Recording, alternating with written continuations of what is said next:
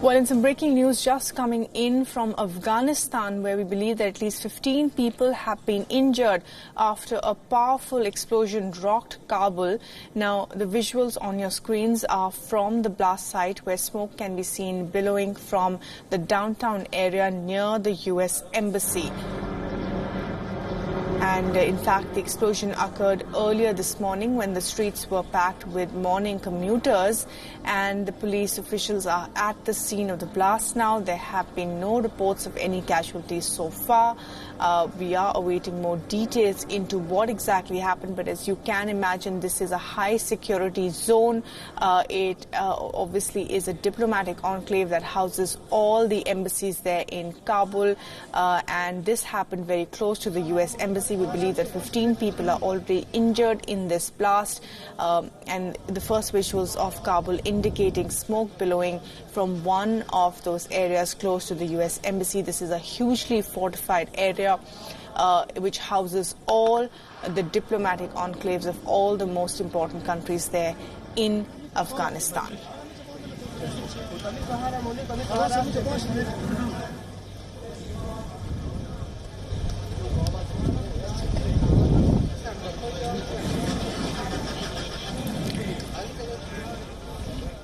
Well, we'll be getting you more on that in a few minutes from now, but let's move on to other news now. And after the Trump-Kim historic meeting at the demilitarized zone, talks with Pyongyang over North Korea's nuclear program will resume mid-July. The U.S. Secretary of State Mike Pompeo has indicated that preparations will begin immediately. Wasn't that a gamble, the way he did it? Mr. Secretary, what did you hear from Chairman Kim that makes you think they're ready to deal? Well, I don't want to say too much about that. I'll leave the President to talk about the substance of the conversation, since it was from the American side, just he and I in the meeting. I'll leave it to him to talk about the things he didn't share already. But I left there with a recognition, I think, that Chairman Kim really wants to get something done, something very significant, that we want to do so in a timely way. The President said we're in a hurry. I think that's true. In no hurry? Yeah, the President said that repeatedly. I think Chairman Kim shares that view. We'll proceed with, what was it? All deliberate speed.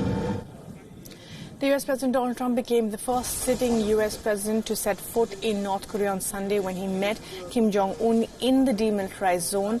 This meeting was initiated at the spur of the moment tweet by North Korean leader Kim Jong-un, who said he was surprised by Trump's invitation to meet with him at the North-South Korean border. But they are no closer, however, to narrowing down their gap between the positions of the two countries since they walked away from their summit in February in Vietnam.